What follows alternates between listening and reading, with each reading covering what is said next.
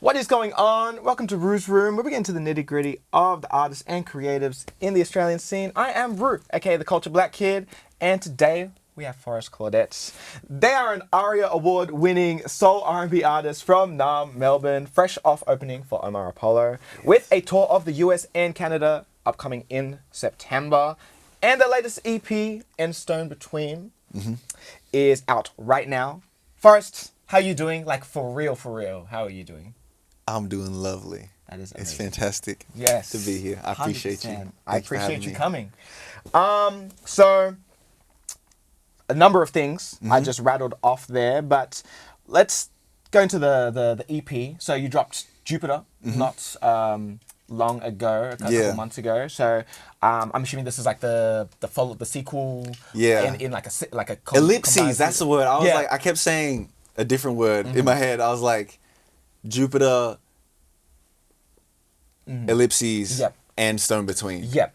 So for those who maybe haven't pressed play yet, what is the comparative difference or similarities, the Venn diagram that makes up Jupiter and Stone Between? That's cool. So for me, when I was sort of exploring this narrative, work with my team, work with myself, trying to establish like these worlds, and obviously Jupiter, this external or internal journey, figuring out oneself. I'm non-binary. Yep. And then it made sense all of a sudden. Oh, okay, dang, there's like a lot of things. I had a lot of thoughts. No, take your time. I wanted there to be a part 2 because there was definitely more to say. There was more in the sonic world. There was also just more music that I had made that I love. So like, these 3 songs are all about love. And for me, like, and Stone Between, these are all the little asteroids or like things in life that are between this journey. So it's like you are discovering something about yourself, or you're learning a new side of life, and that changes your perspective, and that's really exciting. At the same time, life doesn't stop for you to learn those things unless you got crazy money, and even then maybe not. No, for sure. And so, like, you still have to face things. There are still things that come into your orbit or whatever, like, while you're on this path that'll, like, take you out here or take you out here or complicate this, you know what I mean? And for me, that was very much falling in love. And, of course, with Moonlight, like, exploring and understanding, coming to terms with my sexuality. And I felt like it was an opportunity to create that distinction of queerness. So it's like, there's my gender identity. That's a real thing. Yep. And I felt like to seize that chance to be like, that's queerness and this is also queerness, and those things like can share space, but they're not the same, and like to give them each their due in that way. I felt like that was a really cool opportunity. Yeah, for sure. And then also, like, with the context of figuring out that I'm non-binary, which was like terrifying as I fell into this new relationship with a woman, and I'm like, I have something to tell you. I know that you thought that I was, but now I'm realizing that is that okay? Yeah. Like, and also, I'm queer. Like, you know what I mean? Like, For sure. yeah, those are my asteroids, and that's all the stone in between. And the stone between, for me. Sure. And I feel like that's often the stone for people. Like, you know that thing of timing in relationships when people are like, oh, this is but work. Oh, but like, you know what I mean? Like, there's always these things that get in the way. No, Well, for sure. that sounds bad. Get in the way. Sorry, babe. Yeah, I promise. It's not. No, the way. No. It's not. But yeah, that's in Stone Between, to me. For sure. Is there a specific lyric from any of the songs on And Stone Between that stands out, that is like maybe a favorite lyric? Well, we were talking about basketball before. Like, I love the first line of Moonlight. Ain't no room when I was young. I was hooping. I was fitting right in. So for me, I'm like, I've been playing basketball since I was 5. Yeah. I grew up in such a, like, toxic masculinity culture. Like, I played footy from when I was like 13. Yeah. it was so normal. It was so normalized. All the like internal, like all the homophobia, everything, all of that fear. Yeah. And I just like was like, oh, nah. Like I don't have to think about this because I'm not just attracted. You know what I mean? Like I'm Yeah. attracted to all kinds of folks. So For it's sure. like, yeah, it was interesting and to think about how much that means to me now, like with basketball and how much of my life was dedicated to that and how much time was spent with those people that I felt so uncomfortable or unsafe around. Yeah. In hindsight, it's really interesting to like Yeah. look back on just like where a lot of these learned behaviors are and where they started. So I love that line. Okay. So we have met just now. Like this is the first time we've met. But you know, already, like you said, we've been discussing a whole bunch of basketball Yeah. on and off. Off screen. Whatever. Before the mic started rolling. So you got me. I know. Me It's with my infectious. questions. You're like, what are we doing? Aren't we just hanging out? Oh my goodness. So, you know, it's been cool already to getting to know a little bit of you pre-recording, but I do have this intro question that I do like to kick it off with, which is, what percentage of yourself do you think your inner circle really knows about you? My inner circle? A lot. A lot? Okay. My, like the people that I have close to me, I feel very blessed to have like an incredible support group. Like I'm really close to my family. Yep. I have some very close friends. Like I got best friends. I got friends I've known for the last 10 years. I have friends that, oh damn, even more than that. Like since like the beginning of high school and just like feel very safe. I've made new friends in the States and obviously my partner. Like I think people know me pretty well and I feel, very privileged to be able to have met people that I can be myself and share the things I struggle with the most. And also, I love that question because I feel like a lot of people don't have that. Yeah. And I so desperately want that for everyone.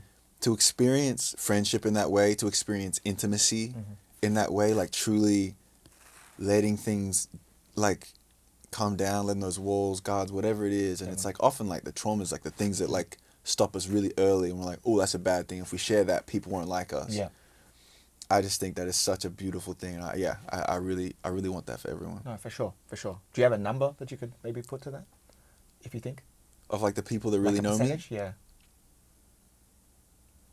Oh, percentage? Yeah. Of Of within the inner circle. Like what percentage of yourself do you think your inner circle? Oh, bet. Yeah. I'd say like between 80 and 90. Okay.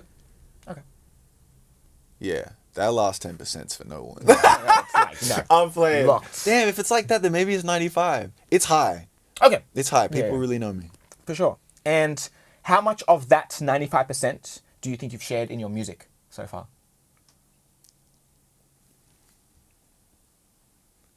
Like a decent amount. I'd say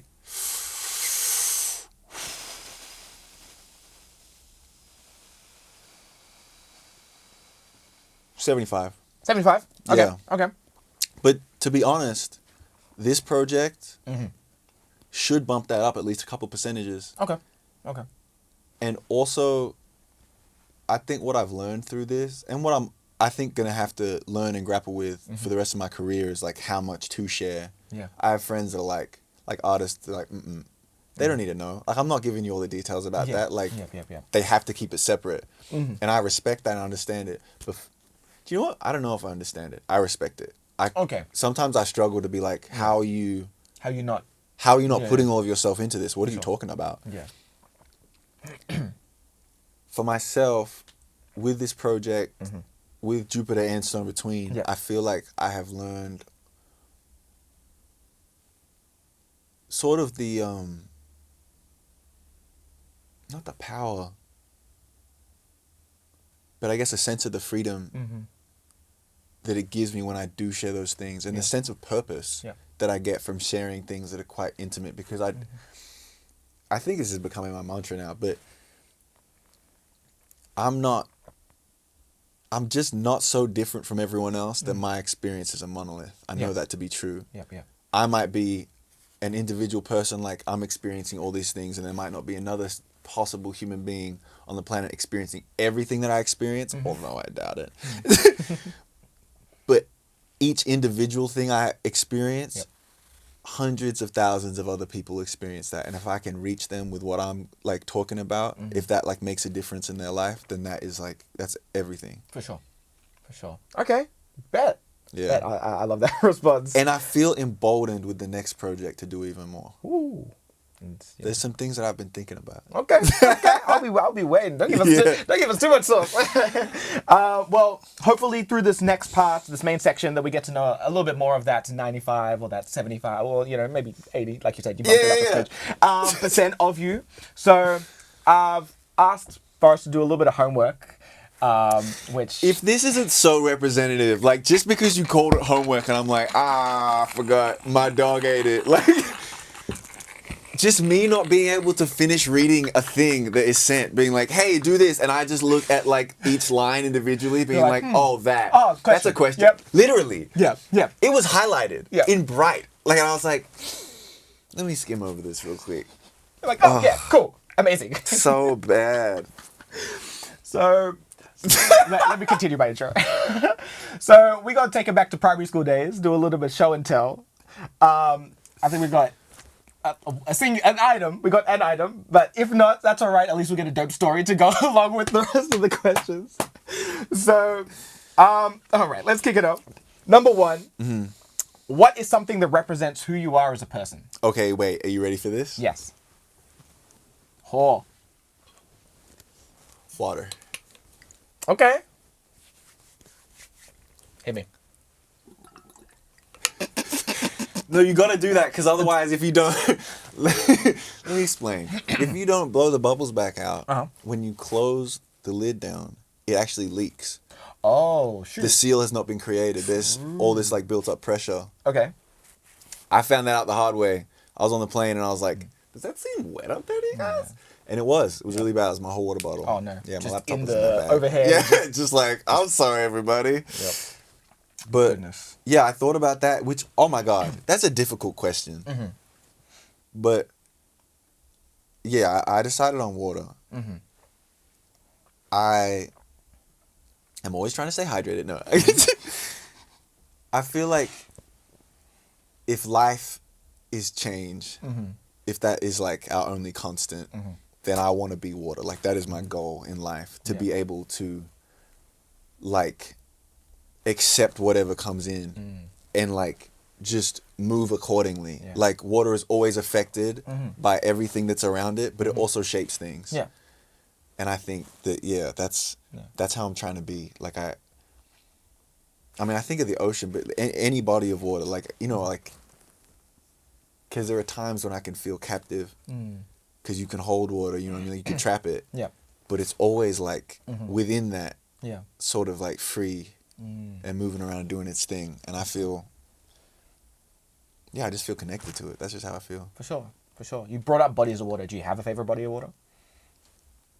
Pool. No. I don't. Mainly because I struggled so much at geography to identify them. I'm sorry, Ben Cam. That was my teacher. You're just looking at like, so the Longitch and the... Literally, I fly over the same sea to get from Melbourne to LA a lot. And Atlantic? I don't know. It's the... Is it? It's one of them. I don't know. But I respect the hell out of this. Yeah, thank you. But again, I wasn't going to get it. Oh my goodness. It's also so funny that you said water, because I'm pretty sure some 20 episodes ago, Devora, my friend Devora, she said fire. Really? Yeah. Cool. Yeah. And she brought like a lighter, and I have a video of her on my phone of just like laughing maniac, like with a light. I'll show you after. Yeah, it was hilarious. So it's so interesting that you came. Yeah, that's cool. Yeah. I mean, also like, who hasn't just been totally influenced by Avatar, and it's just like, oh, for sure, I'm trying to bend. No, facts. So I guess I'll just be waiting for the earth and the winds people. Do you know what? I just, yeah, exactly. I know I'm not the avatar. That's okay. Some people have a lot in life. That's not my role. No, for sure. Role player. All right, let's keep it moving. Number 2. What is your favorite sentimental gift that you have received from someone?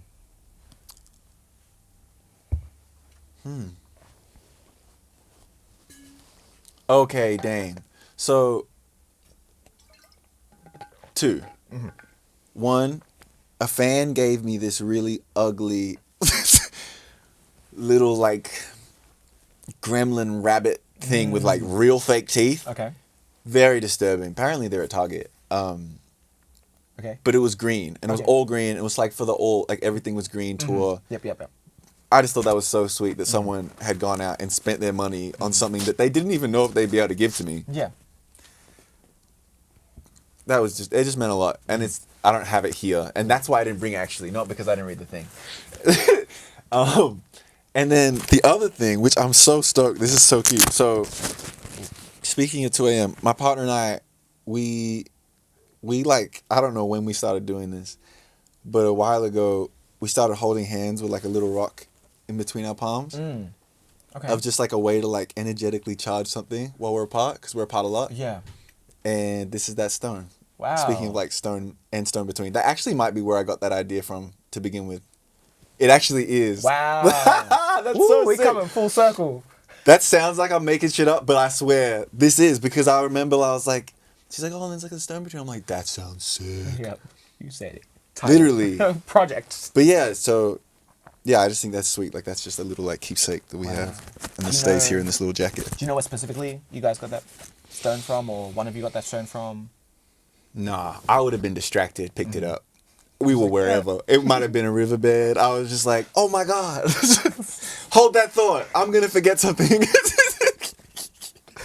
Oh my goodness. Those are Nah, my but little that's- keepsakes, yeah. True. I'll stay on this one before I go back to the gremlin thing. It's creepy. It's the real... Anyway, we're Reminds coming me back of, to it. No, okay. No, we're here now. We're here. Again. Have you watched Ant-Man? Which one? The first one. Yes. The one where Scott Lang comes home and he gives his daughter, Cassie, like the ugly, like the... What does that look like? It's like, oh, hold up. Because I know I've seen it, but there's a chance I saw it inebriated. Oh, buddy. It's This cool one. that he's shrink. Oh, wow. Honestly, not far. But like if those teeth weren't separated by anything, it was just a whole row. Oh no, a There you whole go. row of them, and it's all green. If you would. Sure. Yeah, but it's so sweet because someone thought of me and gave it to me. No, it's... It is. It's No, really it is. cute. It is. You're like, yeah, Oh. it is. Oh my goodness, it's so interesting how fans just find a way to get to Yo. like I remember I think Becca when I had her on was talking about how she got a necklace from a fan. Damn. Man, you're That was getting like weird, creepy. like Beck. handmade and like metal. and- beautiful. yeah. Okay, Becca's fans. No, my fans are great. A fan made me a bedazzled hat, cowboy hat. Ooh. That was so dope. And Okay. then I went backstage to do something, and when I got back onto the stage where I left it, it was gone. Dang. I still miss that hat. Whoever made that hat, bless you. That was awesome. I Yeah. loved that. I would be wearing it in more stuff if I had it. It's a Shout- dope hat. shout to- Yeah, shout out to the people. Oh, shout out to the people. And yeah, I think the final thing to come back to the stone is how much of how much is manifestation and really, like you said, energy. Like how much has that always been a part of your, like, how you approach just life in general, and understanding that things, when you have such a positive you hold such a positive force within it that Yeah. it can really carry. It's been interesting. I feel like maybe I didn't realize what was happening because I still remember very specifically, even though part of me feels like I'm misremembering. But I remember listening to Alabama Shakes, This Feeling. Mm-hmm. You know the song? Mm-mm. Brittany Howard. Oh, Oh, I okay. fucking love it. But like, please don't take this feeling. I will not last. The most like tranquil. Mm. Oh, because if I wanted to, I could be alright. I was sitting there, I was listening to that song in the sun. I'm like 15, 16. Yep. And I just remember thinking, because I'm like, I'm playing basketball, I'm learning guitar. Yep. And I just had this vision. I was just like, I'm just going to do music. I don't know how I'm going to get there. I don't know what exactly I'm going to do. Obviously, I'm going to write music. Yeah. But I just had this vision. I'm like, I've always seen my older brother, part of Northeast Party House frontman. Mm-hmm.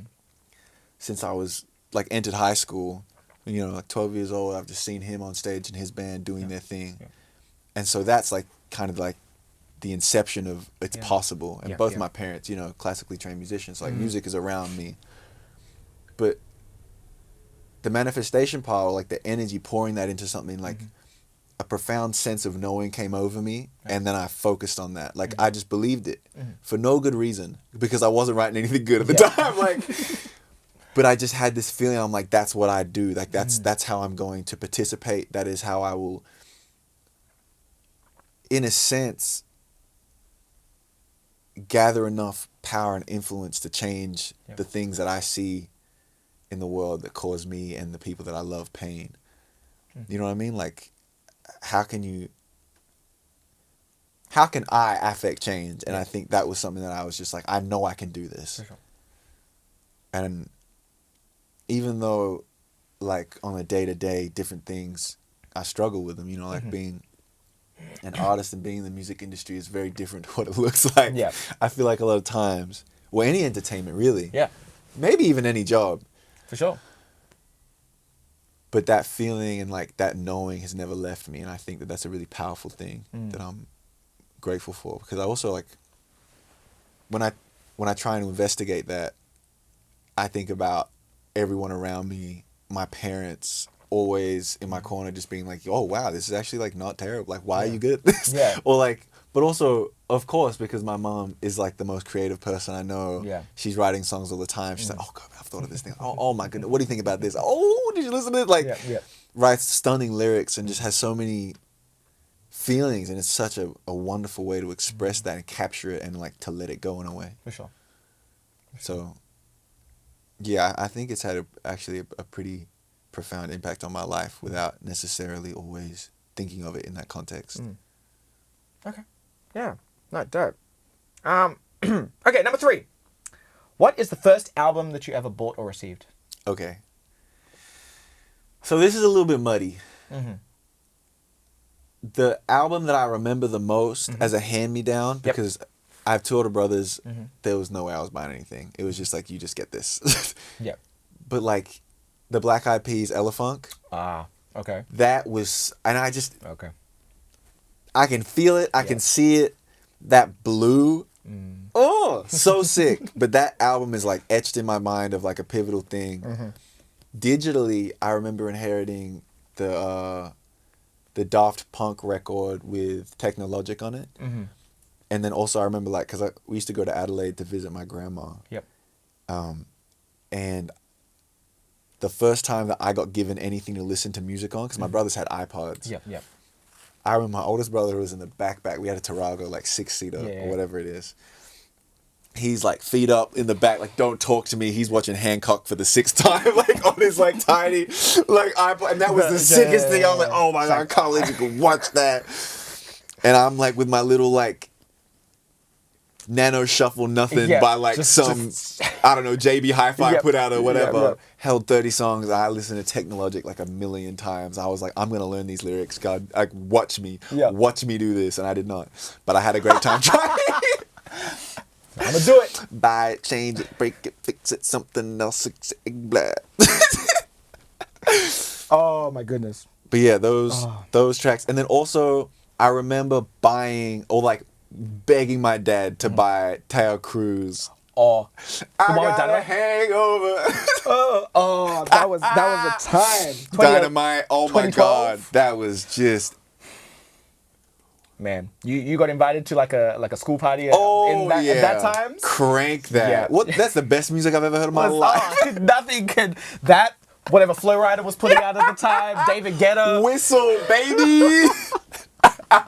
and Trust. I love early thousands like music, but for those who didn't grow up in the 2010s, Just what a time to be alive. Everyone thought music don't was know. dead. you don't even know. You really don't. It was one of the greatest eras. It was funny, but it was anyway. Till I blow up. Oh my goodness. Yeah. And my final one in this part is there a project or a song from an Australian artist that you've really enjoyed recently or you've been rinsing recently? I think it's just gonna have yeah. It's the homie, Chanel Loren. Yeah. Carelessly Doomed. Yeah. That's a bop. Amazing. Shout out Chanel. That track's a banger. Oh, but sticking with Chanel. Okay. Yeah.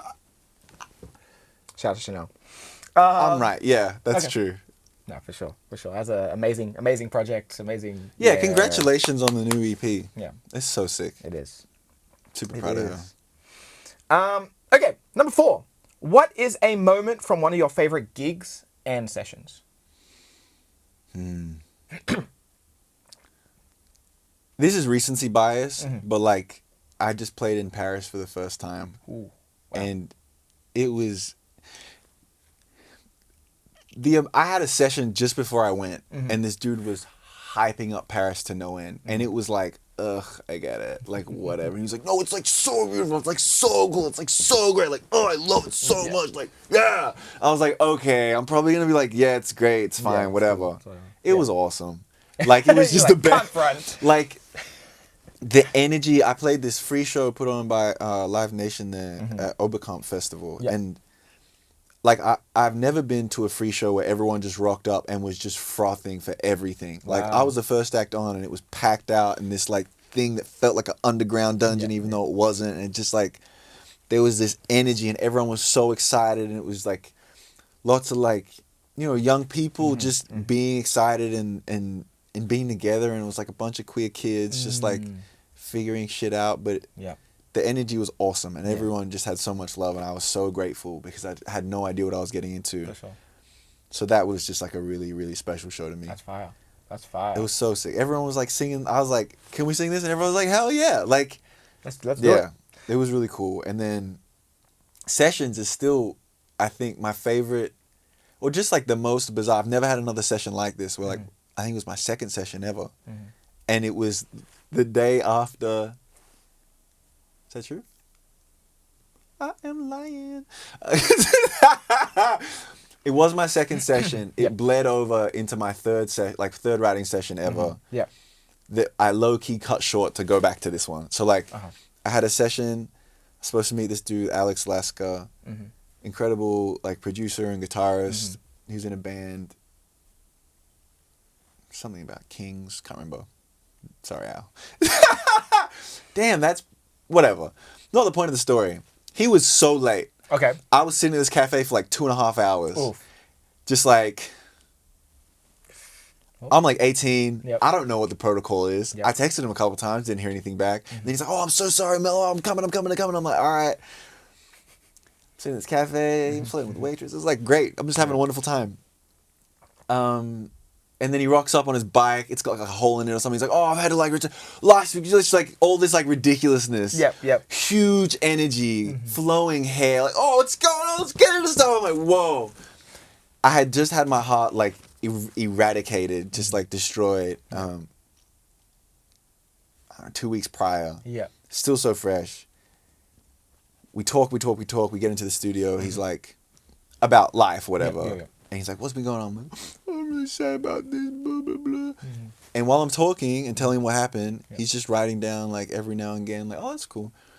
And that's how Goodbye was written. Like, my first, like, that was the first song that everyone was believed in and was like, this is really cool. I think you're going to do really cool stuff. Yeah. And that, in a way, kind of got me everything that I have now as far as, like, getting people's attention and what have you. Sure. But so we wrote Goodbye until, like, 3 a.m. in the morning at this house that they had called the Q House. Yeah. And he was like, I was like, he's like, yeah, just sleep. They had like a gross mattress that they just had upstairs with like a gross blanket that everyone had used, and I was just like, I'm doing it. So this is literally the I'm industry. like, I've got a session in the morning. Went to my session the next day. It was fine. Went back to the studio and we finished writing the song, and that was that. And like that was just like such a special experience. I would never want to do that again. I don't want to say all that. But it was really cool. Oh my and it goodness. stuck with me. That's funny. Yeah. That's funny, but that's fire. It was awesome. It was like a Yeah. really, and I like that process of just like pouring out, these are my feelings, and he's like, what you just said is so sick. And I think that's honestly such a wicked way to write if you don't get stuck into thinking about someone writing stuff down. If you can just tell a story and be like, this is what happened. Yeah. It's like, you know, just unloading it all and then breaking Let it down people from take there. from it and then be like, oh, how do we stitch this together? It actually makes heaps of sense. Like, Yeah. you told it. My brother was saying that the other night. He said something. I'm like, shut the fuck up. That's so sick. That's so sick. I know you're sad, but that's so sick. You just gonna walk around It with was like profound. Like, I was like, that's beautiful. What are we doing here? Like, what is life? It was, yeah. I feel like, you just go keep like a yellow like legal pad Yeah. on you and just be like, huh. Tuck it in your pants. Yep. Keep going. I hear you. That is stunning. It's like, oh, Sounds like they're a bad person. Amazing stuff. what's the next EP? Like, I'm ready. Oh my goodness. Okay, and number 5. What is something that represents your dreams and aspirations within your field? I might not have read that one. I'm going to pick up the book now. I'm picking up the book.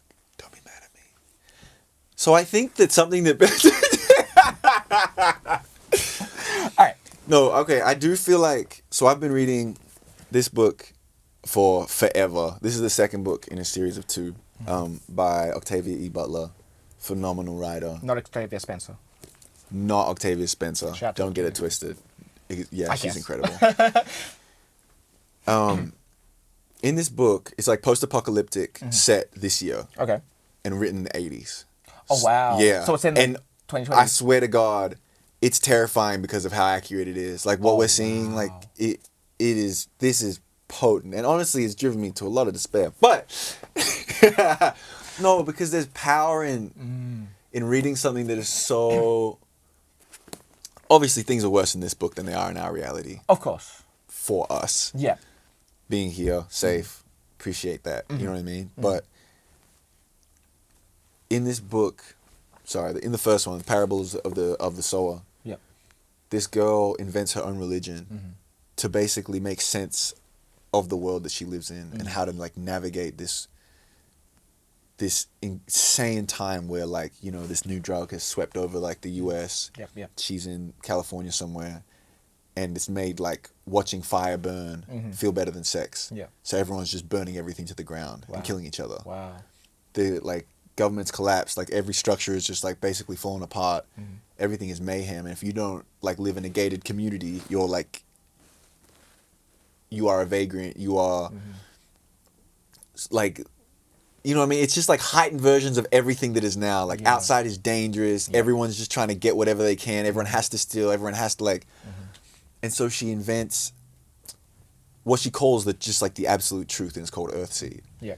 And in it, she establishes this idea that God is actually change.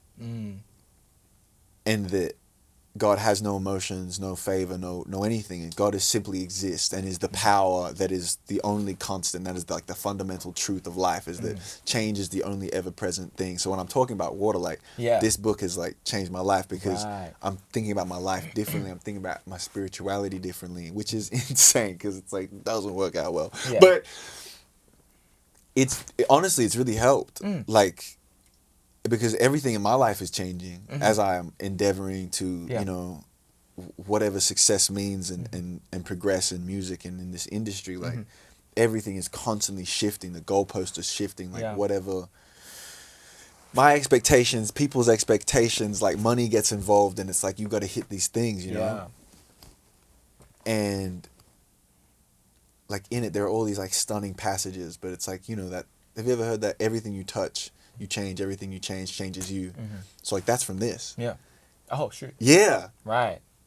I'm pretty sure she didn't take it from nowhere. I'm like, that's so cool. Like this, it just granted me this like wave of peace. Yeah. Like shape God. Mm-hmm. Like with forethought, with preparation, and accept that you can't control it. Like that whatever happens, like the ultimate power of everyone's collective energy will shift things, and you can change what you can change. Like, you know what I mean? Like, it just, I freaking love this book. I'm this close to finishing it, and I'm like, I've only cried like a handful of times. But it's just, it means a lot to me at the moment. For sure. I'm super excited to revisit it, because there's all these passages. Like, I'm trying to read this. Can I just read something? God is change, and hidden within change is surprise, delight, confusion, pain, discovery, loss, opportunity, and growth. As always, God exists to shape and to be shaped. Like, it's just these passages, and I'm just like, like just a little reset, you know? No, yeah. So I appreciate this book. I appreciate Octavia Butler. No, for sure. For sure. Okay, we got one more question, but before we get into that... I'm sweating now. I'm so vulnerable. Before we get into that, let's play a game. Oh, hell yeah. Cool. Because I love games. So, I love games too. What I'm going to get you to do is build your ultimate collab track. It's already happening. It is yourself. Oh, okay. 3 other artists. 1 producer, 1 director, or videographer. And it's all Australian or local. Oh. Artists, producers. Cool. Videographers, Low-key, that makes it easier. That's fantastic. I already know. Okay. I lied. I'm like, I know. And then I'm like, wait. So I know it's being directed by Sanjay. Okay. All of Sampa's stuff. Amazing. Yep. Stunning. Yep. So freaking cool. Yep. Unreal. I've been trying to link with... I have this song that I'm like, oh, Genesis jumped on this. It would just be like, it'd be magic. So it's me, it's Genesis Owusu, it's definitely Sampa, Sampa the Great. And then who's going to be this? Oh, there's so many people to choose from. This is tough. Oh, I haven't selected a producer yet. No, but you still have 1 more artist as well. No, I'm going to switch there. Okay, that makes I'm like, switch cool. Producer? Okay. Yeah, I'm going to go... Because the director's Sanjay, that's cool, right? Yep. Visuals. Producer is going to be 18-year-old man. Vin. Yep. Easy. I think I would bring in Becca. Oh, okay.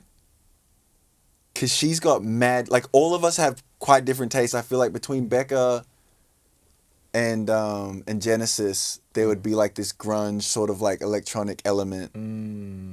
And then Sampa's bringing the hip-hop. Yep. And I've got the R&B, and like they can all bleed into that. That's a wild track. It'd be insane. Crazy and we can make that happen. Oh, no, for sure. Speaking of manifestation, Viddy. No, 100%. Yeah. What's happening in the video? We're all just going crazy. Okay, so it's like, I think we're all quite emotional people. There's some big feelings. Okay, hear me out, right? Yep. Obviously, Sanjay's in charge. But if we're all like holding hands out in like the ocean, in like a circle, like heads up, like but like we're all like this way, and just like kind of like slowly like rotating or something. Ooh. That's the first thing I saw. That's all I can see so far. That's still a hot shot. Right? Like that's a cool frame. Yeah. Ooh. Right? Yeah, it's just... And like, are we floating? Are we sinking? I don't know yet. That's... Wow. Okay. That's empowering. And maybe like something like... You know like that moment when you hit water and just... Yeah. Something like that. I can already see that. That's hard. That's hard. Okay. Wow. Yeah, it's going to be sick. Wow. I can't wait. Wow. Let's see if that happens. Yeah. Okay. Bet. I would love to work with Sampa. Goodness. She's so freaking cool. What would you pick? Oh, for my collab? Yeah. Okay. If I have to be in it. If you have to be in it? Yeah. It's... I assume I'm on the track as well? Yeah, obviously. Okay. Or is it, am I executive producing this track? No, you're in. I'm in the track? Okay. It's me, you. Yeah. It's tough. I can see. I mean, I've been just wanting to work with him. Oh, actually, maybe I might get him on production. Zion Garcia. Oh, On huge. production. I definitely would want him as an artist, but I think I want to see him on the production for this. Yeah. You have a little bit to play. You know what I mean? Like writing role. Yeah. Yeah. Exactly. Miley Jose. And maybe Elsie Wameo. Sick. Yeah. I think that's What's the beat? Like, what was it? What's the style? Oh man, it's like some Sounds eclectic. Ventura, Anderson .Paak. Underrated. Underrated record. Yeah. Ventura or Oxnard? Oh, Oxnard was. I actually think Oxnard. I think I meant Oxnard Oxnard. was the slept. Yeah. Yeah. Yeah. Do you know what's crazy? The power of groupthink. Because I remember listening to it, I'm like, Yeah. but I just wasn't ready. Yeah. Listen to it later, I'm like, this is fucking cool. This is amazing. This is unreal. Why did I like this? No, for sure. Do you know how many times that happens to me where I like actively have to be like, listen through, chill, come back to it. Yeah. Love it. Oh, 100%. It's happened to me so many times. so many times. Because you gotta You get gotta out. It's let like it you sit. had You a gotta let it preconceived simmer. notion of what it was gonna sound like already. Anyway, I'm sorry, I'm hijacking. No, but you're good. You're good. And you're the first person to ask me on camera. Really? Who I pick? Because I have my general one. But it's all I could think about when you said that, and then you like said something. I was like, what? No. Time out. I'm like, so tell me your deepest, darkest feelings. And you're like, shut the fuck up. Tell me your song. tell me about the song. So, yeah. So that's who I pick. I love it. No. Okay. Final question. What is a personal moment that stands out to you that has impacted your music in a certain way?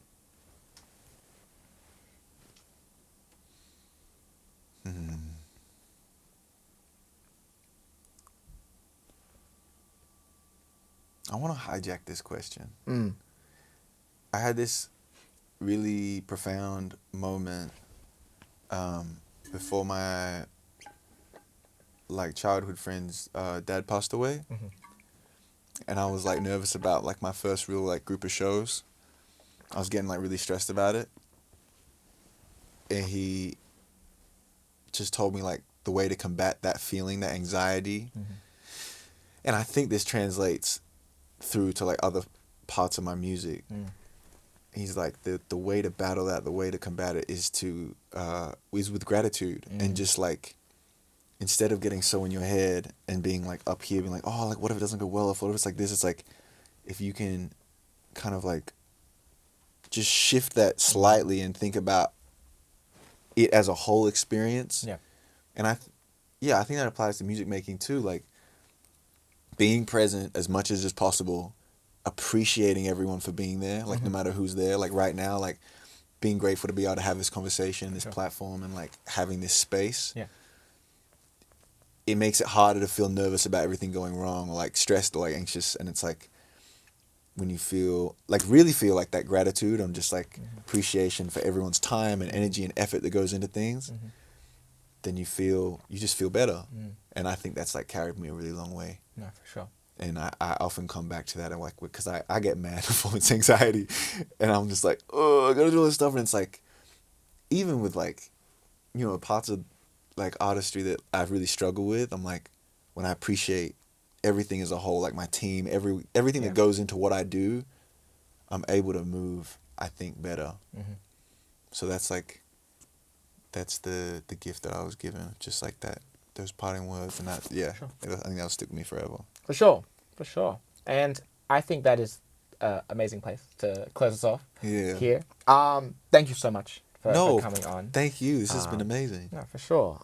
Here is where I let you talk to the people and let them know what's out, what's coming up, you know. And Stone Between, get it everywhere things stream.